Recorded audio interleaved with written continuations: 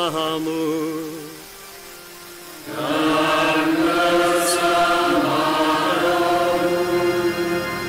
Inilah Injil suci menurut Markus.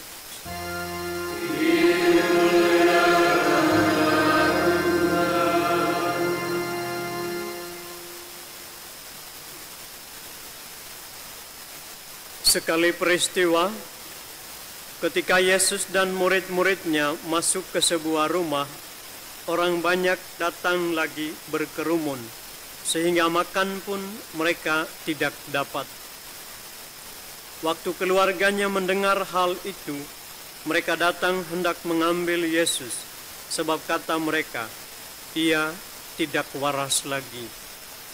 Ahli-ahli Taurat yang datang dari Yerusalem berkata, "Ia kerasukan Belzebul." Ada juga yang berkata, dengan pemimpin setan, ia mengusir setan. Yesus memanggil mereka, lalu berkata kepada mereka dalam perumpamaan, "Bagaimana iblis dapat mengusir iblis? Kalau suatu kerajaan terpecah-pecah, kerajaan itu tidak dapat bertahan. Dan jika suatu rumah tangga terpecah-pecah, rumah tangga itu tidak dapat bertahan.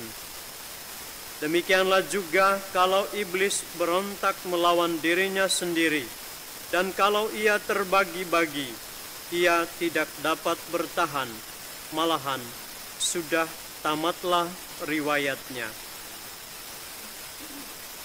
Tetapi tidak seorang pun dapat memasuki rumah seorang yang kuat untuk merampas harta bendanya, apabila ia tidak mengikat lebih dahulu orang kuat itu. Sesudah itu, barulah ia dapat merampok rumah itu. Sesungguhnya, aku berkata kepadamu, semua dosa dan hujat apapun yang diucapkan anak-anak manusia akan diampuni, tetapi siapa saja yang menghujat Roh Kudus tidak mendapat ampun selama-lamanya. Ia bersalah karena berbuat dosa yang kekal. Yesus berkata demikian karena mereka mengatakan bahwa ia kerasukan roh jahat. Lalu datanglah ibu dan saudara-saudara Yesus. Sementara berdiri di luar, mereka menyuruh orang memanggil Yesus. Ada orang banyak duduk mengelilingi dia. Mereka berkata kepada Yesus, "Lihat, ibu dan saudara-saudaramu ada di luar dan berusaha menemui engkau."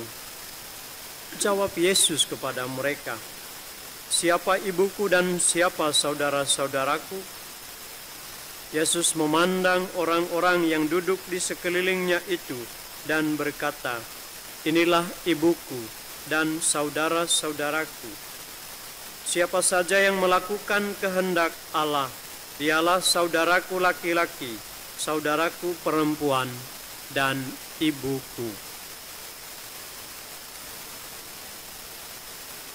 Demikianlah sabda Tuhan.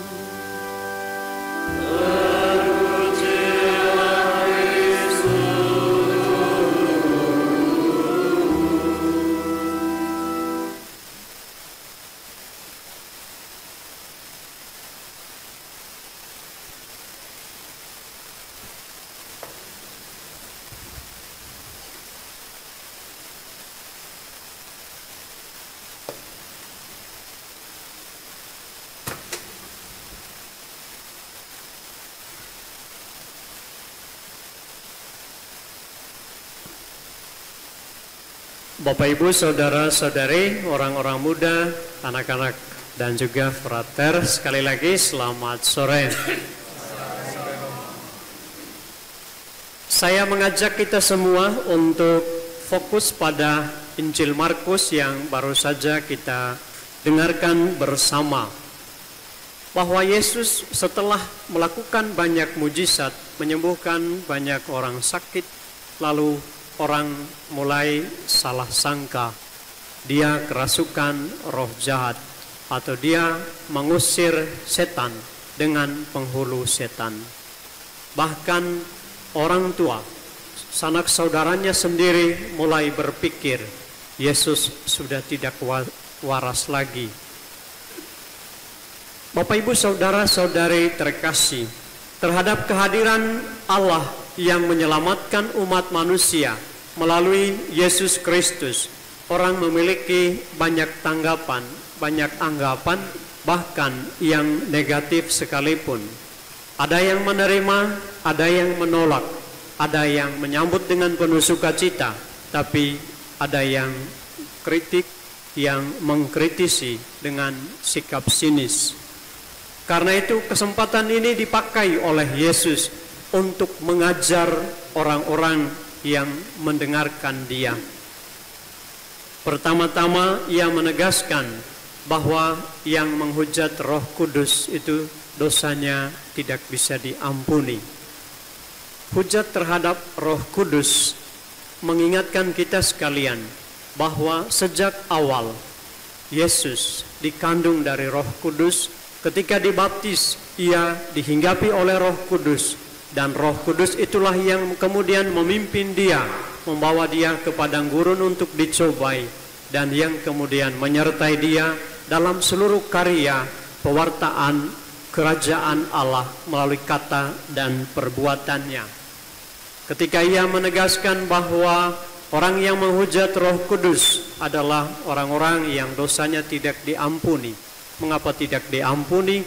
Karena dengan menghujat Roh Kudus, orang dengan sadar dan tahu serta mau menolak Allah yang telah hadir melalui Yesus dalam dan di tengah kehidupan mereka.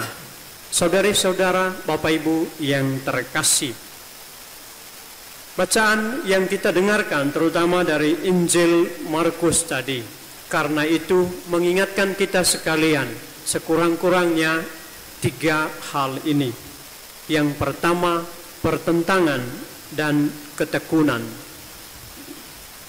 Yesus menghadapi penolakan, bahkan anggapan-anggapan yang negatif terhadapnya. Ia mendapatkan pertentangan dari para ahli Taurat, orang-orang Farisi, para pemuka jemaat. Namun yang terjadi lain dari yang dihadapi. Yesus tidak pernah mundur, tapi Dia tetap tekun mewartakan kerajaan Allah bagi semua orang. Kita pun dalam kehidupan sehari-hari menghadapi tantangan dan kesulitan, menghadapi pertentangan karena iman kita akan Kristus, menghadapi penolakan karena penghayatan iman kita yang sungguh-sungguh. Kita menghadapi berbagai persoalan, tantangan, penolakan karena iman, karena melakukan hal-hal baik. Yesus pada hari ini memberikan kepada kita sebuah contoh yang baik, bahwa di hadapan penolakan, di hadapan anggapan-anggapan negatif, di hadapan sikap sinis, Yesus tetap maju dengan maksud kedatangannya menyelamatkan semua orang, melakukan hal-hal baik. Kita pun diundang untuk melakukan hal yang sama. Kalaupun kita menghadapi tantangan dan kesulitan, ingatlah Yesus telah lebih dahulu mengalami dan menghadapi itu, dan Ia sanggup melampauinya. Ia tetap tekun dalam segala hal-hal baik untuk menyelamatkan.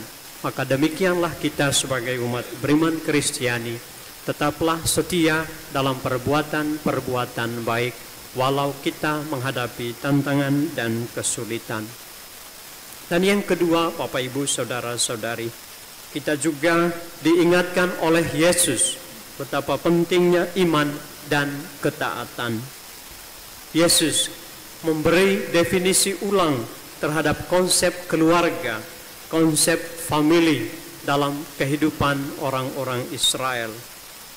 Mereka hanya melihat bahwa keluarga adalah orang-orang yang memiliki hubungan darah, tetapi dengan kehadiran Yesus, keluarga adalah orang-orang yang terdiri dari pribadi-pribadi yang percaya dan melaksanakan kehendak Allah.